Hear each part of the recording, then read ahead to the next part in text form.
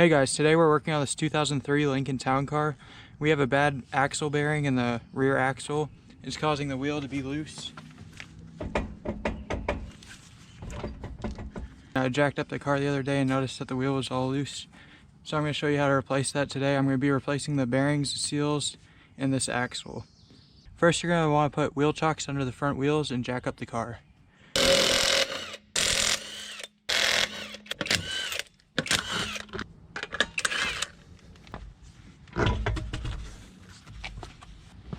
Now you can see how bad this really is. This isn't supposed to move at all, but whenever you try moving it up and down and side to side, you can see it moves a good amount. And it also sounds a little rough whenever you spin it.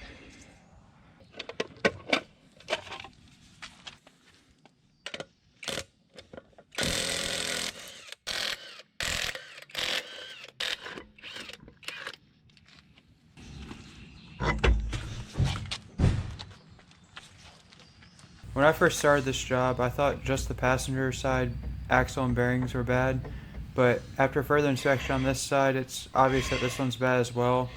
It has less movement than the other side, but it's still worn out and needs to be replaced. Now we're going to remove the brake caliper. This uses a 10mm. You unscrew these two pins.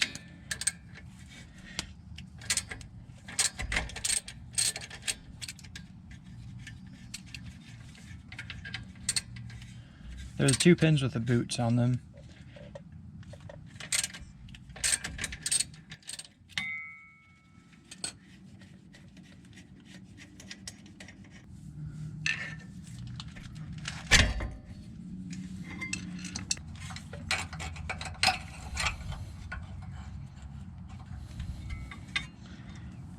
Now that you've taken the brake caliper off, you can take off the brake disc. Now that we have this off, you can see how bad this really was. It's very rough sounding and very loose. It's the same process for the other side, so use a 10mm to take off the caliper and then remove that disc as well. Now using a 1/2 inch socket, we're going to remove these 10 bolts on the back cover. Leave the top one screwed in slightly so that the cover doesn't fall. Before removing this cover and draining the oil, you should go to the front of the differential and unscrew the fill plug so that you know that you'd be able to refill this once we're done working.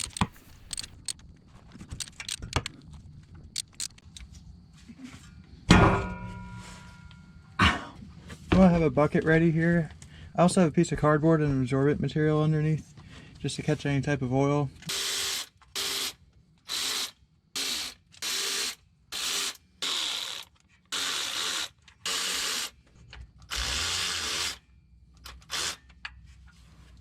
Now you're going to take a screwdriver and pry between the differential and the cover.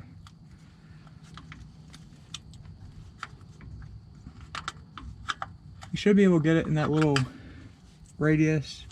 If not, you could just pry it with your fingers too.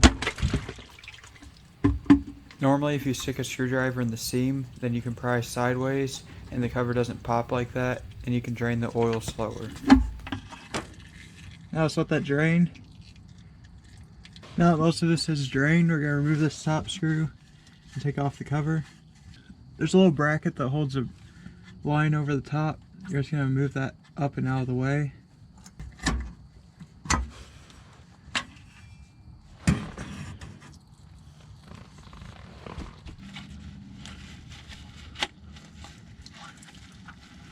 Alright, get most of this oil cleaned out. There's a groove here. Get all that cleaned out. There's a bunch of metal in mine, unfortunately.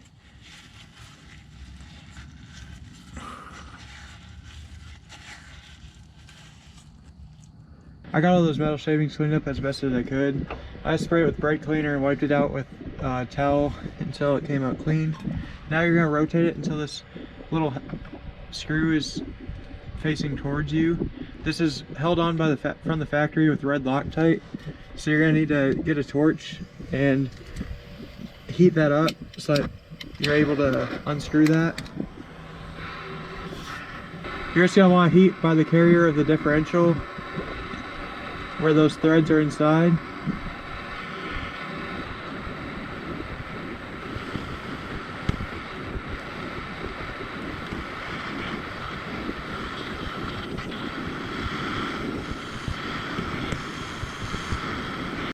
That should be hot enough. Once you heat it, this bolt shouldn't be too hard to get out. You're just going to turn it to the left and it'll break loose. I already popped this loose. I forgot to turn on the camera. Then you can just unscrew this. Sometimes these are known to break off inside.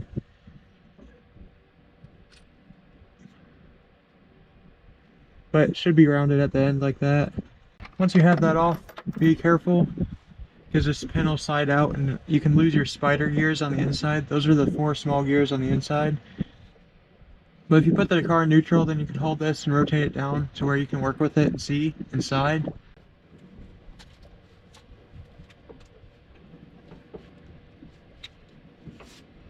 So as you rotate it down, you can slide out this pin.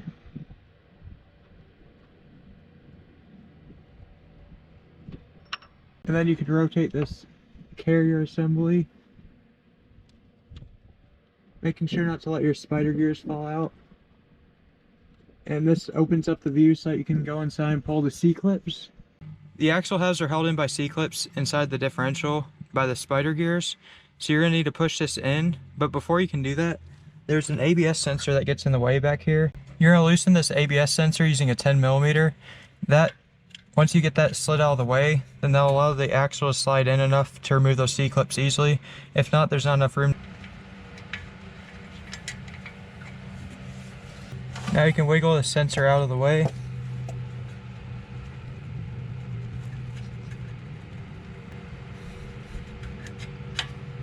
Now that sensor's out of the way, you can just simply push this axle half in. Once you have that pushed in, you can simply take this C-clip on the groove of the axle, rotate it around and pull it out. Sorry, my hands are in the way. There's a clip right here. You just slide it out of the way. That's the groove you want to pull it out of. So once you slide it out of there, then you can push this axle half out. Be careful not to rotate anything because once the axle shaft's out, these spider gears are able to fall out. Now that you have that C-clip removed, you can just slide this axle out.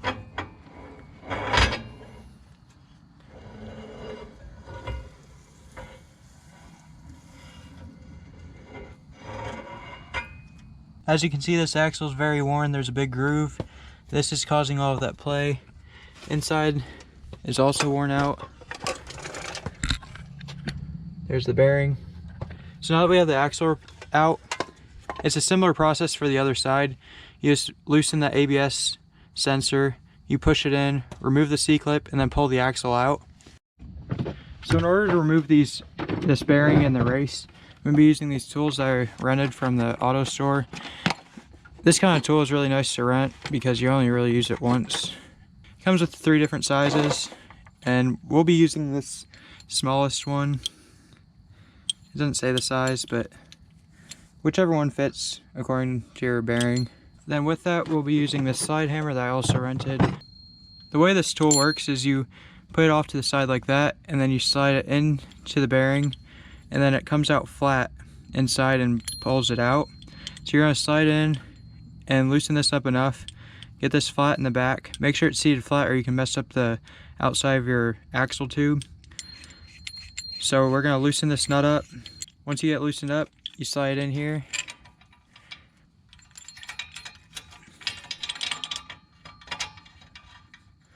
Until it gets seated well. You can even look inside and make sure it's fully seated, which it's not right now.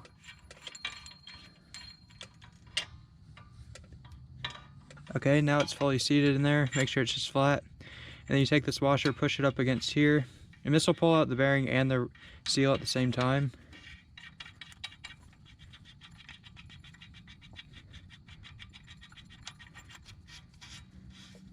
I'm working outside in the dark right now because it's going to rain tomorrow all day. I really only have this weekend to work on this. Now that this nut is snugged down, that'll make sure that the tool doesn't get jostled off center. It'll make sure that it's holding tight the whole time. Now that that's on there, you're just going to thread on the slide hammer tool.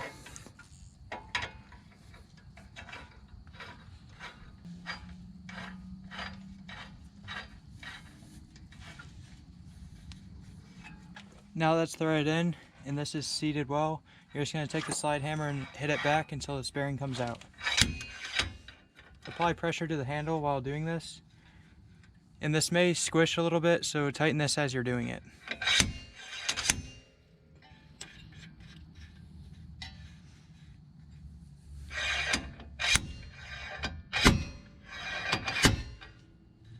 Keep on tightening this as you're pulling, and it pops right out. Now this bearing and seal are out, I can show you how this works a little bit better. Basically this slides in like this, and then whenever you open it up and line it up, it equally pulls on this bearing. So then whenever you're removing it, you just do the opposite. We're going to finish up this side. We're going to install the bearing and the new shaft. That way we can work on the other side without dislodging those spider gears. So you can see inside there's some metal shavings. I'm going to take a rag or paper towel with a stick and try to clean all that out. So just try to clean out all the metal shavings in that tube if you have some, and clean out the old oil and different grime in there.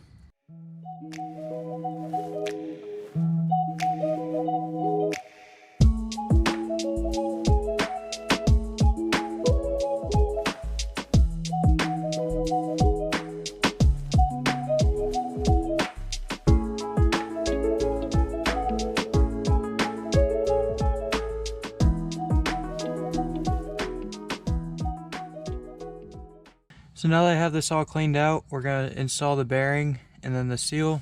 The bearing should seat all the way back into the first groove, and then the seal should be pushed flush with the face. I'm going to be installing this Yukon Gear Axle Bearing and Seal Kit. This is part number AK1563. This is a 2.25 OD, and it's also called 10004 online. This is made for the regular duty axles. If you have a limo or fleet package, you need the larger bearings, which is, I believe, 10001. You should call a Yukon Axle and ask them yourself to make sure. And make sure you get the right ones for your application. To install this, I rented this tool set from AutoZone. This is 57205. They have a better version of it that would make this install easier, but they didn't have it at my store, so I'm going to make this one work. And then also to install the seal, I'm using this bearing race and seal driver set. This one's from O'Reilly's, but you can get it from AutoZone too as well. This is 67034. This one's not exactly the best set for this, but it's got several plates that I'll be able to work with. I'm getting this black piece from this orange set, and you gotta find one that matches the outer race as close as possible while still being small enough to still slide in here. So this one fits this pretty good, and then I'll be using this tool also to hit this. They have a better tool for this, but this is what I have. So I'm going to put some oil inside of here in order to help lubricate so it doesn't mar as it's going in, and then I'm just going to slowly tap this in. This is easiest with a bigger size hammer with small taps compared to a smaller hammer with more aggressive taps. This allows you to have more control, and it causes the bearing to move smoother. So I'm going to put a little bit of oil in here, just spread that around the outside. Once it's clean and this is oiled up, you can slide this in here.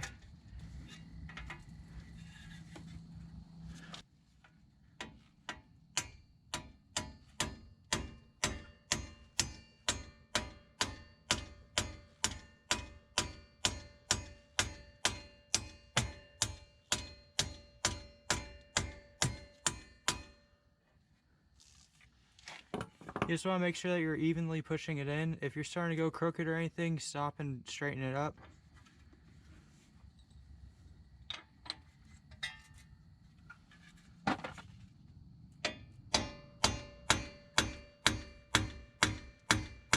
Now once you think it's fully seated, you can switch to a smaller hammer and you can hear a better tone of whether it's fully seated.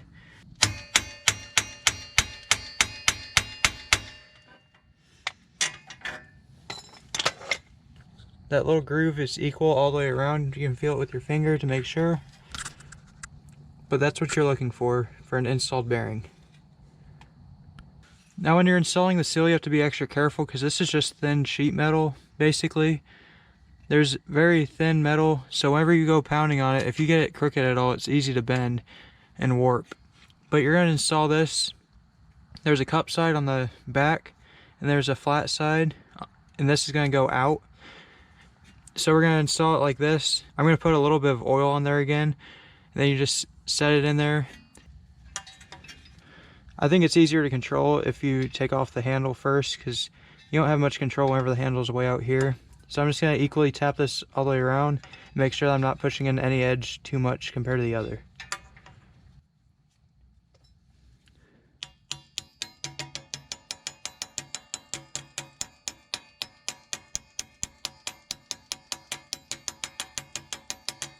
And check it periodically and make sure you're going in even.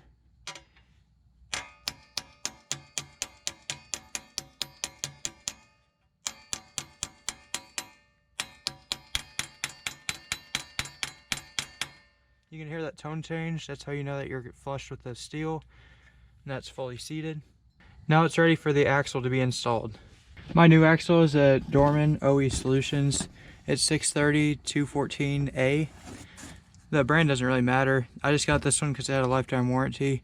Some axles don't come with this tone ring. If yours doesn't have this, you need to make sure to transfer either your old one or buy a new one and install it. In order to remove this, you have to heat it up with the torch equally, and that should slide off, and then you can install it the same way. This one came with a cover over this tone ring. Make sure you take that off before you install it, and then take off this protective sheath.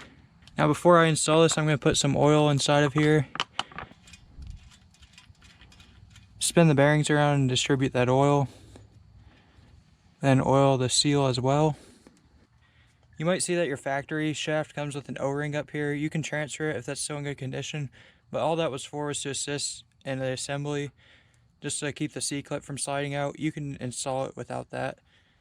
So now you're just going to slide this in to your bearing and seal, making sure to support it so you don't drag the seal as you put the shaft in.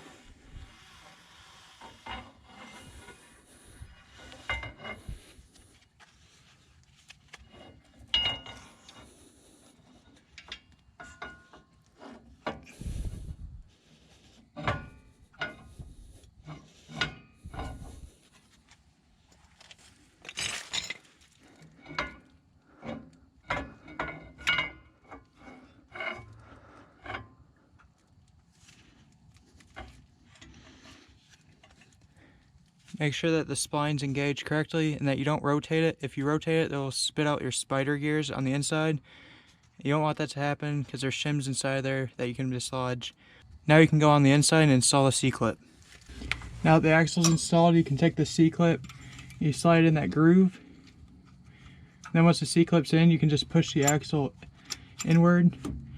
And that C-clip should sit inside of that spider gear if it's installed correctly. So you push this outward, and now you can go install the ABS sensor. If your ABS sensor is dirty, you can wipe that off now.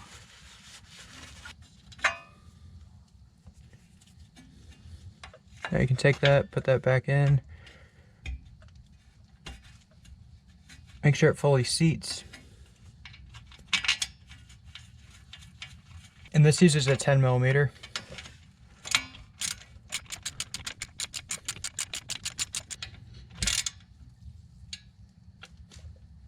That's it for this axle. Let's move over and do the other side.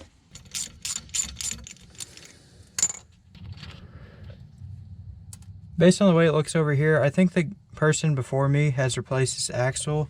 Whenever I first bought it, one of the tires had a bunch of stuff on the inside of it, so I feel like one of these axles have been replaced. If I had to guess, it was this one, because there's still some debris over here. So remove your ABS sensor.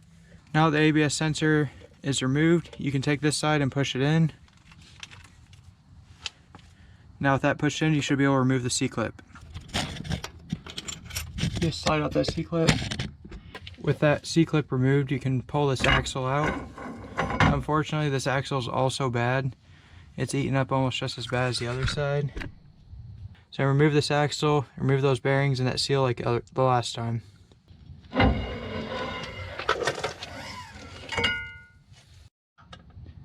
So we're going to take this, install it just like the other side. Make sure it fully opens up and seats. This side was repaired before. You can see it has a different seal lip than the OEM that I pulled from the other side.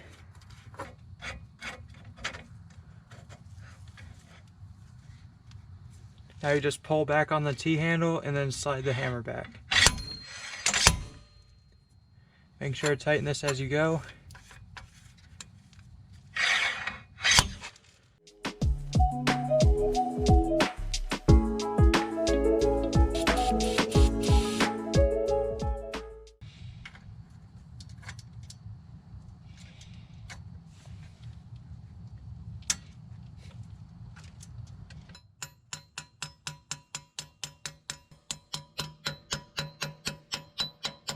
This axle tube was messed up from a previous owner's repair, so I put some RTV on the seal to ensure that it seals properly.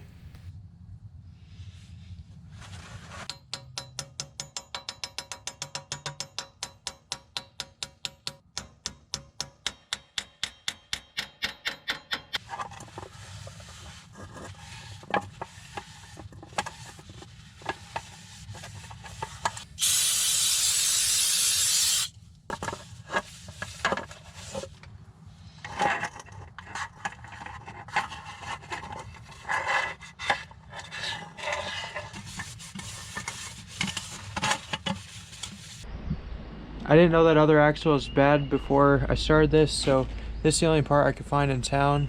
This is a Yukon axle 16815. This is a whole axle kit. This kit comes with an axle shaft, bearings, seal, new studs, and a new gasket for the differential cover. I'm going to show you how to install these studs. This is the best way I've found to install these studs. I tried first with a vise and that didn't work very well. And you can see here this taper comes out. Whenever you're picking a washer to do this, you make sure that it goes over that taper. Like this one doesn't go completely over it. So I'm going to use this bigger one and then stack this on top of it. So you're going to need to add a little bit of oil to this stud just to help it go in easier. Then slide it in from the back, put on your washer.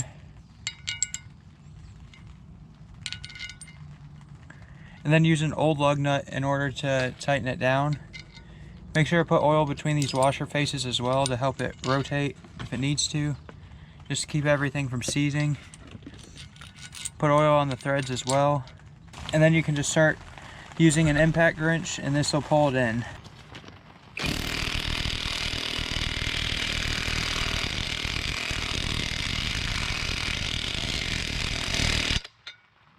And then occasionally I like to hammer on the back of it just to help it get started. Make sure you put this protective cover over.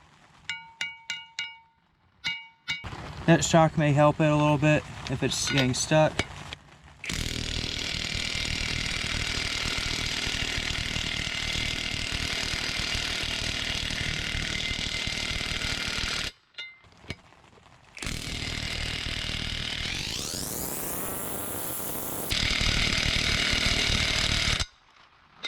Now you can see the stud is fully seated there.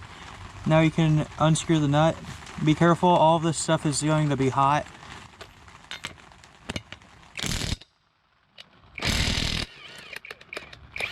Now you can see the stud is installed. You're going to repeat that for all 5 studs.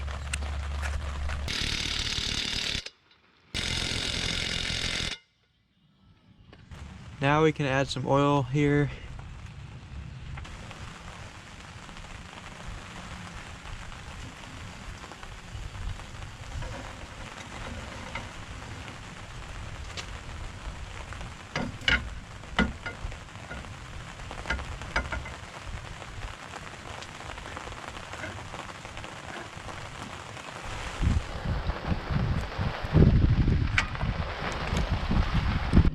Now we can slide the C-clip back into this axle.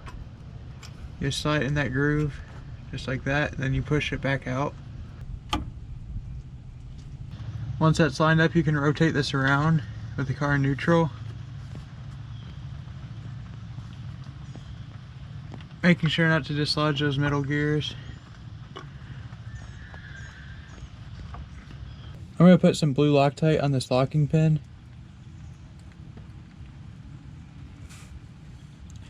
Then you can slide this center pin in.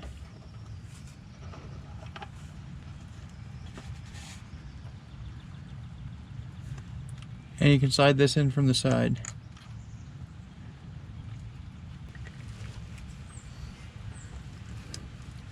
This helps if you put it in the park before trying to tighten this. It's a fairly small screw, so don't over tighten it.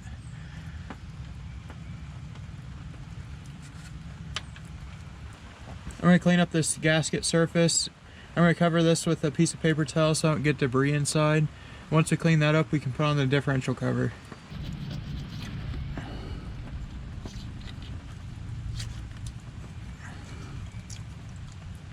I'll be using this FEL-PRO gasket. This is RDS 55341.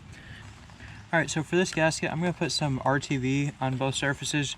This just makes install a little bit easier and also improves the sealing.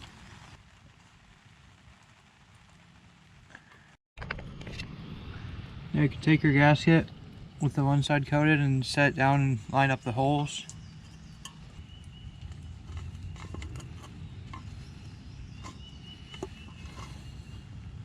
Now I'm going to cut the other side as well. This step isn't super necessary, you can just do the gasket by itself. But this just helps with extra bonding. That's what the end result should look like. All the holes are lined up and there's an even coating all the way around the gasket. Now we'll install the differential cover.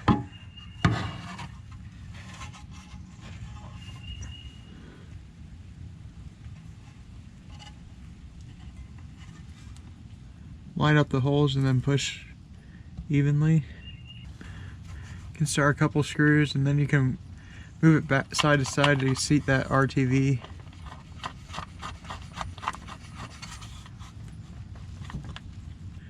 And now you want to snug down these 10 bolts. Let the RTV cure for a minute if you use that, and then go around and fully tighten it. Based on what I've seen online, these should be torqued to 20 to 25 foot-pounds, so we're going to do 22.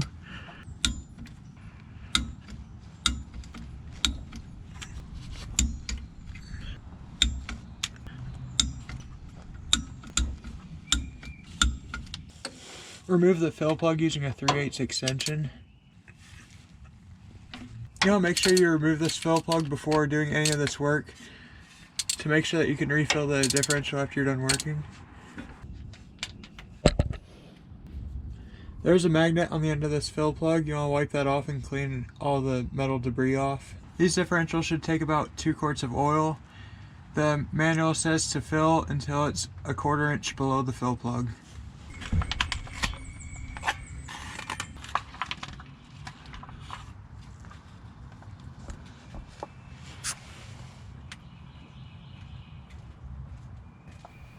Mine actually ended up taking a little bit more than 2 quarts.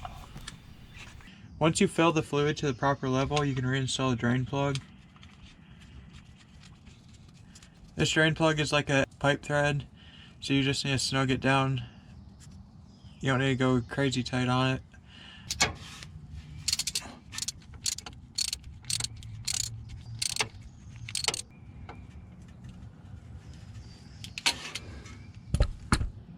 Now you're going to want to go around and check for any leaks. We don't have any leaks here. No leaks here. There's no leaks under there. Now we can move on to reinstalling the brakes. Now if you haven't done it yet, you can turn off your ABS sensor.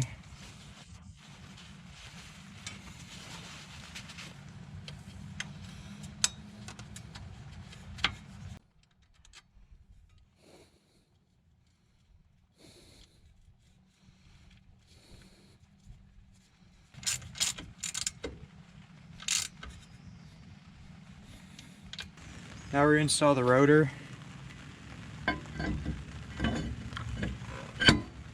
These brake pads retracted a little bit, so we're going to have to open up the caliper to slide them on.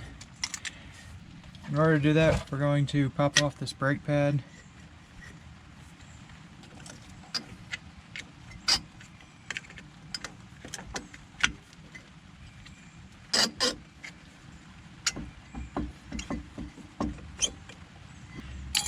I'm not changing these brake pads because they're still pretty good.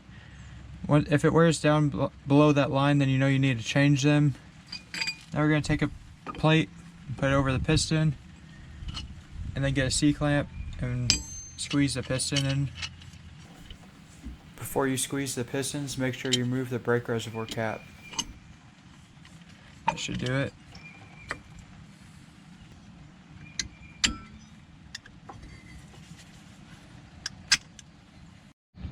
Now you can reinstall these. These boots are probably pushed out. You want to make sure those are pulled back or they'll get caught as you're trying to slide on the pads.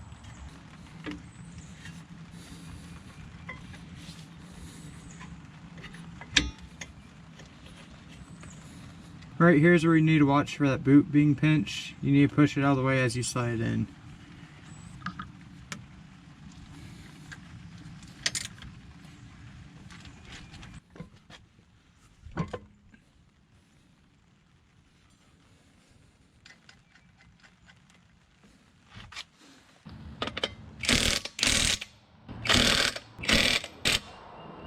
Install the rotor.